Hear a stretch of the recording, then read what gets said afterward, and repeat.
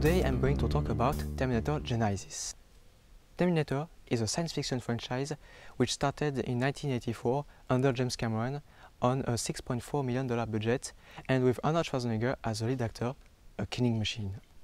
Critically acclaimed, it received Grand Prize at Avoriaz Festival in 1985 and a success at box office as well, with over $38 million, which led James Cameron to make Terminator 2 Judgment Day in 1991 one of the best sequels ever. The following sequels, T3, Rise of the Machines and Terminator Salvation, made without James Cameron's and his fantastic vision, received much less acclaim. Hence the expectation for this movie, with Arnold Schwarzenegger back in flesh and exoskeleton. So is it a good surprise or a bad surprise? It's a very good surprise. This movie is legit, with several references to previous movies, but with twists to the story and the timeline. Key scenes from the first movie are revisited with a few surprises. The idea to stay true to James Cameron's legacy while still making a new movie. Same situation as Jurassic World. The trick is to seduce new fans without leaving original fans behind. As a result, the movie looks fresh and legit, a nice update to the Terminator franchise 6 years after the last movie. The story works. We are spared the usual nonsense commonly found in big Hollywood movies, a true sequel to the James Cameron movies. It's a good action movie, smart and beautiful. The actors are very good, thanks to a clever idea, the Terminator ages, as part of its cover. Arnold Schwarzenegger fits the storyline despite being much older. He still carries the franchise with a less serious tone. Jai Courtney as Kyle Reese is overwhelmed in a very different situation from the first movie.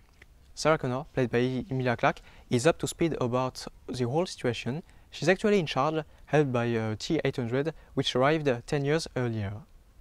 She's not a poor little waitress anymore. Sarah Connor? Yes? Jason Clarke stars as John Connor with charisma. Arnold Schwarzenegger reprises the role he had in Terminator 2 as a father figure, even a grandfather figure, which could raise eyebrows but actually follows the logic of Terminator 2, as the machine struggles to adapt to life among humans.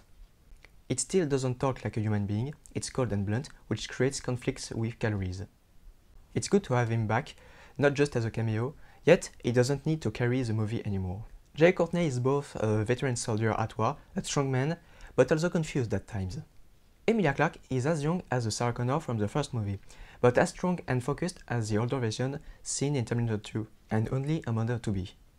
Jason Clarke steps into Christian Bale's shoes as John Connor, following arguably the best performance far with a wide range of emotions. Bale not only displayed John Connor's expected leadership, but also expressed anger and fear when facing his enemy. In Genisys, John Connor is closer to his goal, anxious to finish off Skynet. The character is somewhat different, and Jason Clarke actually nails the part.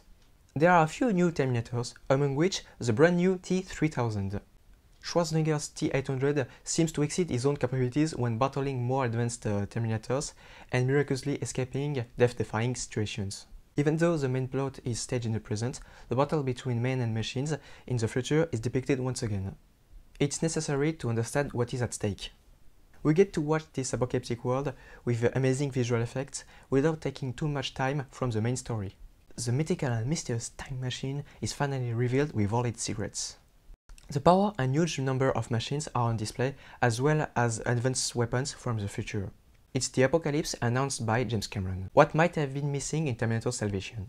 There were huge robots and ships attacking scattered groups of survivors, but nothing really epic.